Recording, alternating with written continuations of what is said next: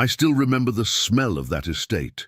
Pine wood, expensive tobacco, and something underneath it all. Something wrong, like wealth that had been built on borrowed time and stolen lives. The moment we pushed through those iron gates, I knew this place held secrets. I just didn't know one of them would change the rest of my life. My name is James Walker, Sergeant, United States Army, attached to General Patton's staff in the spring of 1945. I'd fought through North Africa.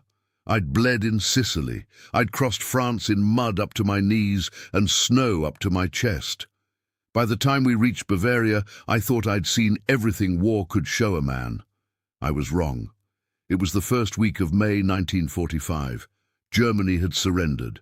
The shooting was mostly over, but the work wasn't. Patton's job, our job, had shifted from killing the enemy to catching him, rounding up the officers, the administrators, the men who'd given the orders, and then tried to disappear when the consequences came calling. We'd been sent to secure an estate outside a small Bavarian town, former home of SS Oberfuhrer Heinrich Müller, not the Gestapo chief, a different Müller, though no less dangerous. Regional SS commander, the kind of man who sat behind a desk and signed papers that ended thousands of lives without ever having to look into a single pair of eyes. He'd fled when the surrender came, left everything behind, his clothes still in the wardrobe, his wine still in the cellar, his life still arranged exactly as it had been the night before. The world fell apart around him. He figured he could outrun justice. They always figure that. General Patton arrived that afternoon.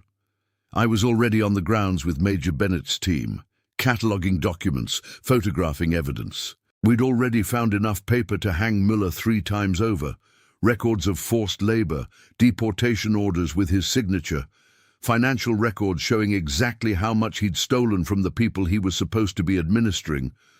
But Patton wanted to walk the house himself. I was assigned to accompany him. We moved room by room. Patton said almost nothing. That was the thing about him that people who only knew his reputation never understood. He could be utterly silent, controlled.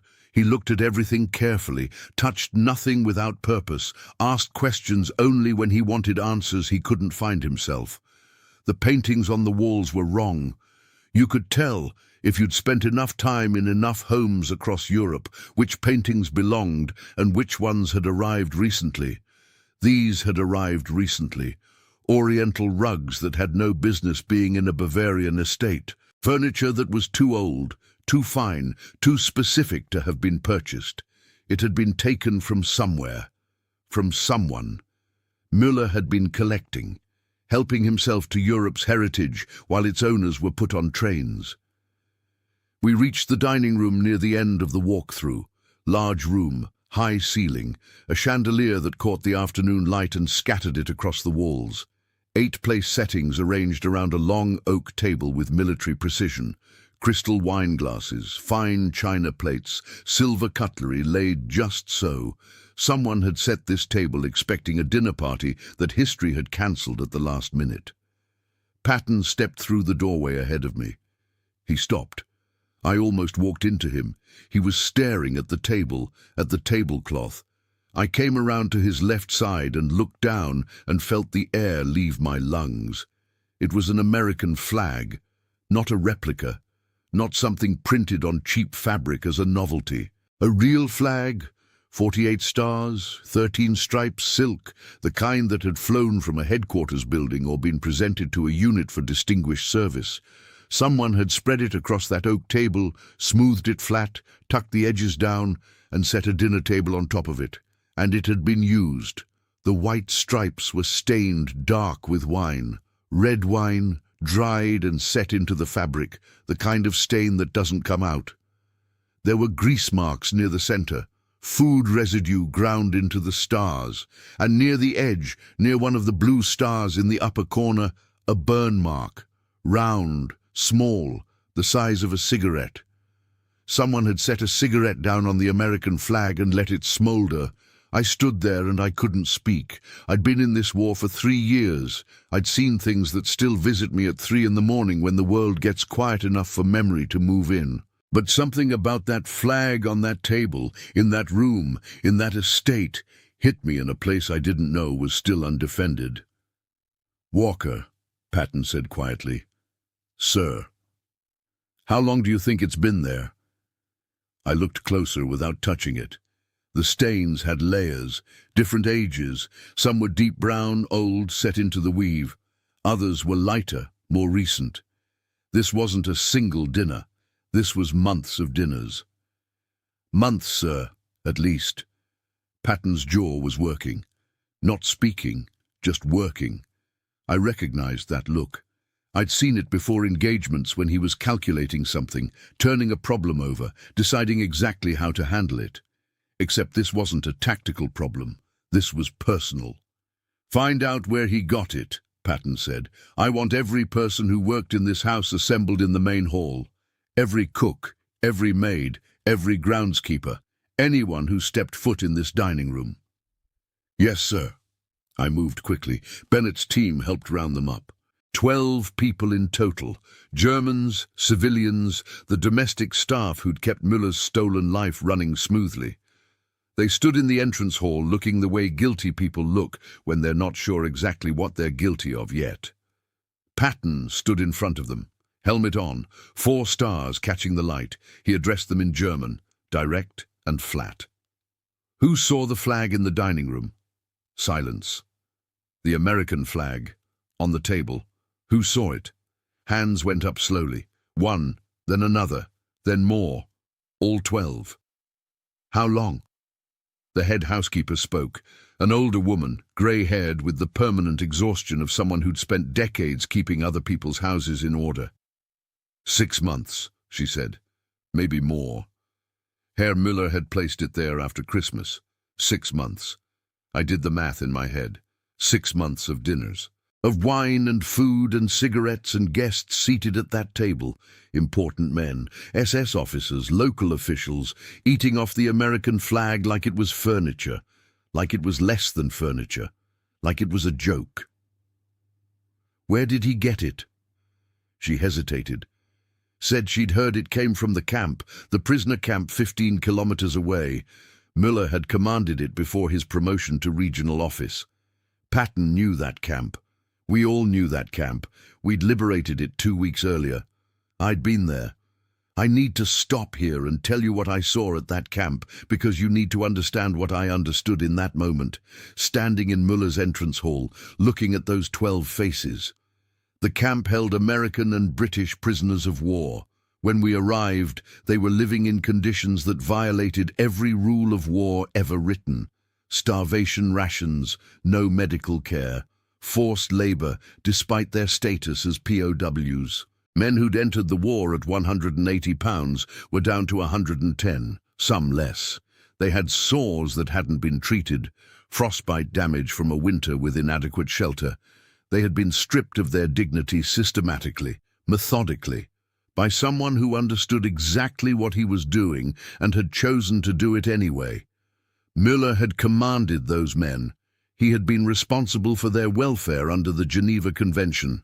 And instead of protecting them, he'd used them, worked them, starved them, and at some point, while his American prisoners were suffering 15 kilometers away, he had taken their flag, God knows how, stolen from their barracks, ripped from a wall, taken from a man who'd kept it hidden, and he'd brought it back to his estate and spread it across his dining room table, and eaten dinner on it for 6 months. Back in the entrance hall, Patton looked at the staff for a long moment after the housekeeper finished speaking. "Did anyone object?" he asked.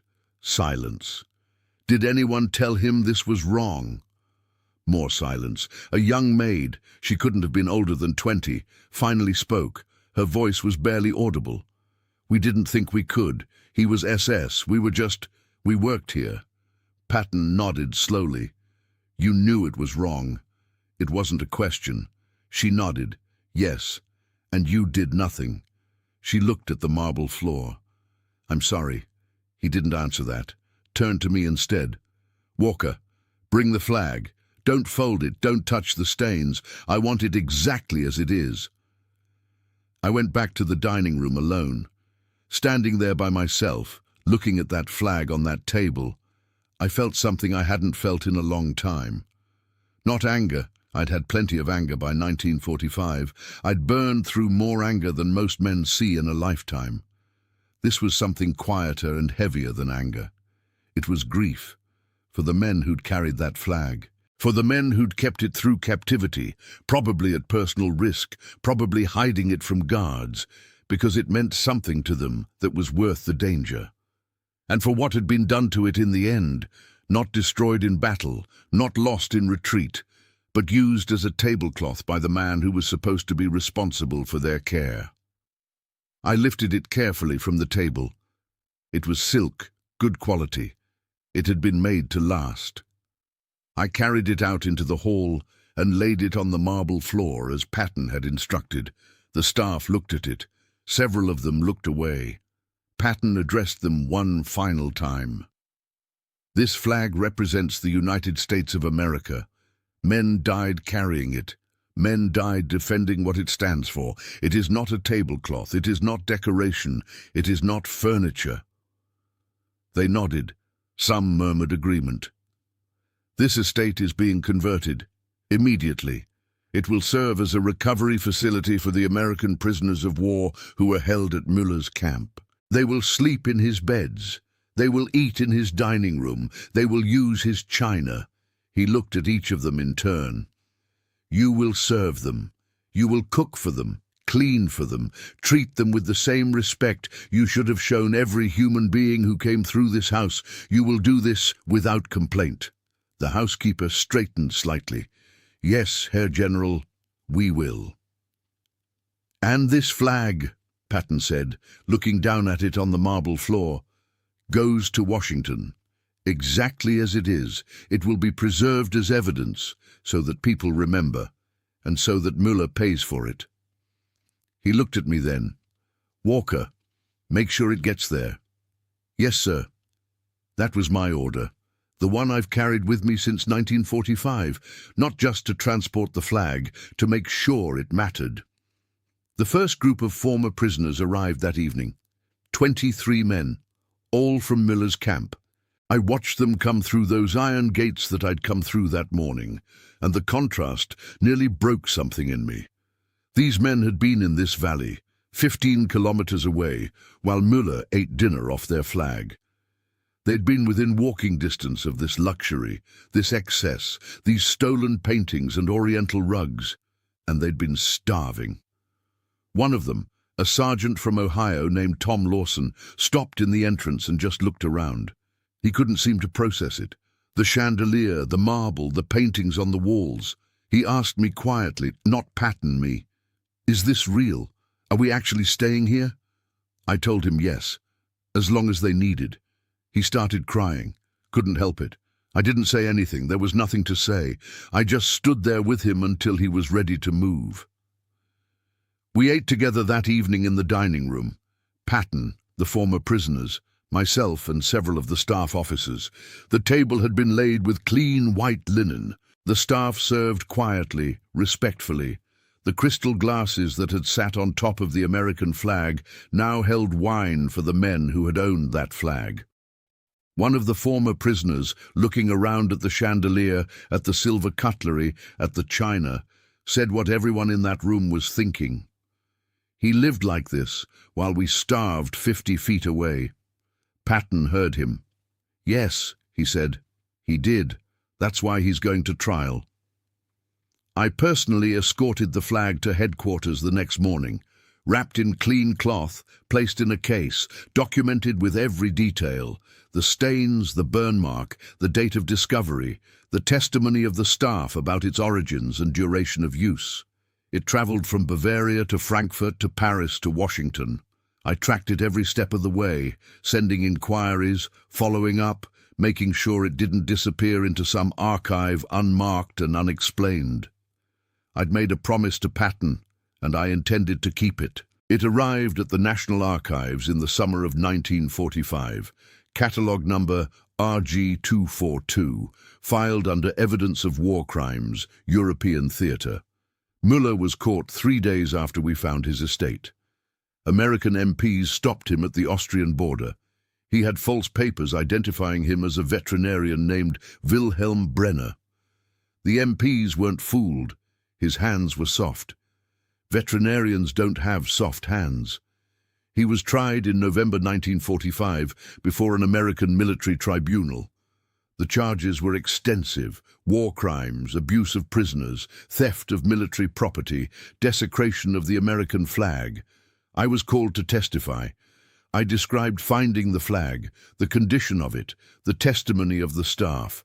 I described the former prisoners arriving at the estate that evening, the look on Tom Lawson's face. The flag itself was Exhibit 14. The prosecutors laid it out on the table in the courtroom, spread it flat, let the judges look at it. The wine stains, the grease, the cigarette burn. Müller's defense attorney argued it wasn't a war crime, just disrespect, poor judgment, a moment of tastelessness that didn't rise to the level of criminality. The lead prosecutor looked at the flag and then looked at the judges. This flag was taken from American prisoners under Herr Müller's command, men he was legally obligated to protect under the Geneva Convention. He did not merely disrespect a piece of cloth, he systematically degraded every American soldier, living and dead, while those soldiers suffered under his authority 15 kilometers away. This is not poor judgment. This is the character of the man who ran that camp. The judges agreed. Müller was sentenced to 15 years of hard labor. He served 11, released early for good behavior, died in 1962, obscure, forgotten, the way that kind of man should end. I've been asked many times over the years what that day in Bavaria meant to me, why I still think about it. Why, out of everything I saw in 3 years of war, the battles, the casualties, the liberation of camps that made grown men weep, why that flag on that table stays with me. I think it's because of what Patton understood that morning in a way that I didn't yet fully grasp. He could have had us take the flag down and move on, could have filed a report, noted it in the record, let it become a footnote. He could have had it cleaned and restored and sent it back into service. Nobody would have known the difference. Instead, he treated it as exactly what it was: evidence, proof, a story that needed to be told in its original condition, with all its stains intact, so that nobody could minimize it or explain it away. He understood that symbols matter not because of what they're made of, but because of what people sacrifice for them. That flag represented something those prisoners had held onto through 6 months of starvation and cold and degradation. Someone had kept it, hidden it, refused to let Müller take it, and then Müller had taken it anyway and used it as furniture, as a joke, as a way of saying that everything those men believed in was nothing. And Patton refused to let that be the end of the story. Tom Lawson, the sergeant from Ohio, who'd asked me if staying at the estate was real, went home after the war and built a life, got married, had children, became a high school history teacher in a small town outside Columbus. I know this because we stayed in touch. Letters, mostly, the occasional phone call on significant dates. VE Day, the anniversary of the camp's liberation. In one of his letters, maybe 10 years after the war, he wrote something I've thought about almost every day since. James, I've been teaching these kids about the war for a while now, and I always struggle to explain what the flag means. Not just as a symbol, not as a concept, but why men would risk their lives to keep one hidden from a prison camp guard. Why it mattered so much that somebody hid ours, even when they knew what would happen if Müller found it. I finally figured out how to explain it. I tell them about that dining room, about what we found when we liberated the estate. I tell them about Patton taking it as evidence instead of taking it as trash. And I tell them that the flag is in Washington right now, stained and burned and preserved exactly as Müller left it, so that nobody ever forgets what was done to it and who made sure it was remembered. That's what the flag means, I tell them. It means somebody thought you were worth remembering. The flag is still there. I checked years ago with a researcher I know at the archives, RG242. Evidence of war crimes, European theatre, not on public display, too fragile, too stained, but accessible to researchers with credentials, under supervision. When they bring it out and lay it on the examination table and people look at it, the wine stains on the white stripes, the burn mark near the stars, they understand something that no textbook can quite capture. This was not just cloth. This was a promise made by men who crossed an ocean to fight for something they believed was worth fighting for. And it was desecrated by a man who understood the promise perfectly and chose to mock it anyway, because he thought he was beyond consequences. He wasn't. Patton made sure of that, and I carried out his order. And Tom Lawson taught it to 30 years of high school students in Ohio. And now I'm telling you, because that's the other thing Patton understood that morning in the dining room, standing over a stained flag in a stolen estate, while the men who'd owned that flag recovered 15 kilometers away. Justice is only justice if somebody tells the story. I was ordered to make sure the flag got to Washington exactly as it was.